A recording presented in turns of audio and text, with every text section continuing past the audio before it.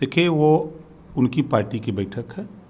21 के बाद फिर जब सर्वदलीय बैठक होगी, पूरे मोर्चे में जितने लोग हैं उनकी बैठक होगी, तो उसमें मोर्चे के सभी लोग रहेंगे। कब तक वो बैठक होगी? अभी क्या उसकी कोई डेट आई है? जैसे 21 तारीख 21 को जैसे उनका है, तो हो सकता है आज कल फिर मिलेंगे तो 22-23 में हो जाएगा वो भी। अभी डेट डिसाइड नहीं है। अभी हम लोगों ने जब चुनाव का नतीजा आया उसके बाद आपका इंटरव्यू किया था, जिसमें आपने कहा था कि विचार विमर्श किया जाएगा, चिंतन किया जाएगा कि क्या वजह रही थी। तो अब तक क्या कोई प्रमुख वजह है कि सामने आई है? क्योंकि आप लगातार अखिलेश यादव से भी मिल रहे हैं, वहाँ पे भी मीटिंगों का दौर चल रहा है, तो क्या एनालिसिस अब तक रहा है? देखिए, पहला तो हम लोगों ने तय किया है कि विधानसभावार समीक्षा करा करके वहाँ से जो रिपोर्ट आ रही है कि क्या कमी रही है, तो उसको हम लोग मिल करके उस कमी को दूर करने का प्रयास करें। दूसरी चीज़ जो सामने आ रही है कि बहुजन समाज पार्टी और भारतीय जनता पार्टी का मेल हो गया, जो यूपी में बड़ा खेल हो गया। पूर्वांचल में 122 सीटें ऐसी हैं जो भारतीय जनता पार्टी के दफ्तर में प्रत्याशी तय हुए और बहुजन समाज पार्टी कार्यालय में सिंबल मिला है। उसका सबूत साक्ष्य मैं दे सकता हूं। अगर कोई चुनौती दे तो मैं उसको भी देने के लिए तैयार हूं। मैं भी पार्टी चलाता हूं। जो 4-4 बार सत्ता की पार्टी रही हो, चाहे बसपा रही हो चाहे कांग्रेस, दोनों ने सपोर्ट कर दिया बीजेपी को। उनका वोट कहाँ गया? कोर वोट, आपके बीएसपी का कोर वोट 22% माना जाता है और वोट पा रही है 12%। 10% वोट कहाँ कर दिया? कहाँ चला गया? क्यों छोड़ दिया? और जो कांग्रेस है, कांग्रेस और भाजपा दोनों एक है, तो कांग्रेस के पास भी जो पूंजी थी वो भी पूंजी इन्होंने बीजेपी को थमा दिया कि गठबंधन न जीते, आप भले जीत जाओ। ये दोनों लोग काम किए। एक तो ये बड़ा फैक्टर है। अब एक सीट बीएसपी पा रही हो तो ये तो पहले से बहुजन समाज पार्टी के नेता कहने थे कि मैं 1 नंबर रहूंगी, 1 नंबर मिला। यानी कि विधानसभा वार समीक्षा करेंगे, बीएसपी का आपने फैक्टर बताया, और क्या रहा? और कुछ चीज़ें अब विधानसभा वार समीक्षा होकर के छन के आवे तो फिर हम आप लोगों को बतावें।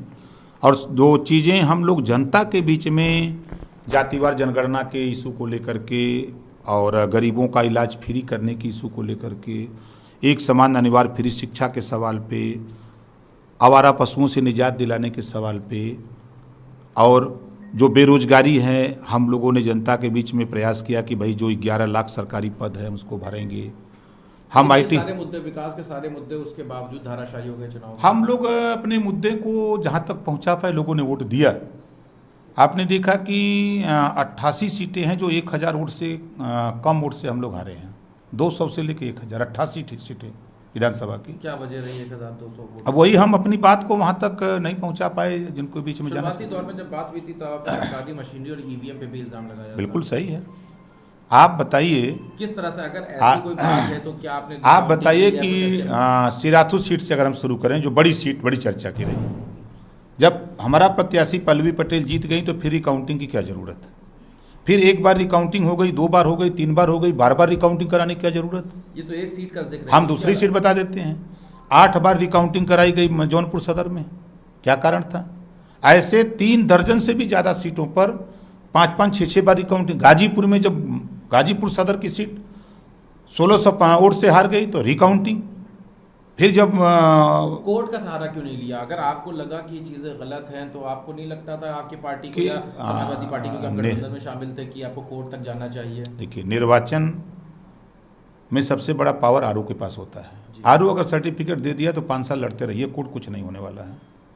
तो हम लोग आरओ के यहाँ, प्रेक्षक यहाँ लड़ते रहे अंतिम क्षण तक कि यहाँ हमको, यहीं से हमको न्याय मिलना है सबसे पहले। अगर यहाँ से नहीं मिलेगा तब कोर्ट की बात आती है। लेकिन कोर्ट की ईवीएम की बातें तो ये 8 तारीख को प्रेस कॉन्फ्रेंस हुई थी और नतीजों से पहले, जिसमें ये कहा गया था, उसमें भी सवाल यही पूछा गया था कि कोर्ट क्यों नहीं मूव किया गया। और आज 14 तारीख हो गई, अब तक कोर्ट में एक तो एप्लीकेशन भी नहीं हुई। आपके लोग कह रहे हैं कि बीजेपी का खास करके कहना है कि ये जो बहानेबाजी हो रही है खाली आप लोगों की तरफ से, नहीं, सत्यता नहीं है। देखिए, सत्यता होती तो कोई सबूत अब होता। बीजेपी के लोग अपना काम देख लें या दूसरे का न देखें।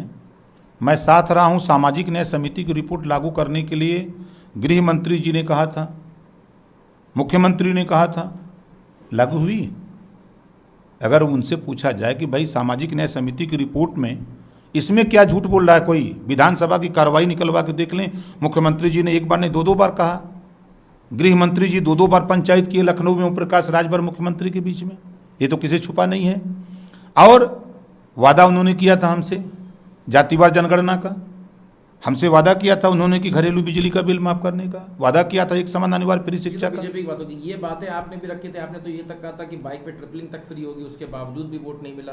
मैं आज भी कह रहा हूँ, आज भी आपके सामने कह रहा हूँ कि जब 72 सीट ट्रेन के एक कोच में होती है, उसमें 300-400 लोग जा सकते हैं, उसकी चालान क्यों नहीं? 50 सीटर बस है, उसमें 150 लोग जा रहे हैं, 125 लोग जा रहे हैं, 100 लोग जा रहे हैं, 50 वाले में 100 लोग जा रहे हैं, 60 सीटर है उसमें 125 लोग जा रहे हैं, उसकी चालान क्यों नहीं होती है? 9 सवारी पर जीप पास होती है, उस पर क्यों नहीं? जब पुलिस के लोग 2 लोग जाते हैं किसी को पकड़ने के लिए, पकड़ लेते हैं तो 3 वो लेके आते हैं तो उनकी चालान नहीं, तो फिर 3 सवारी पर अगर कोई गरीब लेके जा रहा है, उसके पास 4 व्हीलर नहीं है, क्या उसकी मजबूरी है लेके जा रहा है, तो उसकी चालान क्यों? आज भी मैं कह रहा हूँ, या तो चालान हो तो सबकी हो, ना हो तो इनकी भी फ्री हो। लेकिन वोट तो इस पे भी नहीं मिल पाया। मत मिले, हम ये वोट के लिए, तो हम तो ये लड़ाई लड़ रहे हैं, हम वोट के लिए थोड़ा लड़ते हैं। लेकिन सरकार बनाने के लिए लड़ रहे हैं कि सरकार होती तब ये चीजें होती, अब तो सरकार भाई नहीं बन पाई। जो संविधान में व्यवस्था, हम ये काम तभी कर सकते हैं जब सरकार में आएंगे।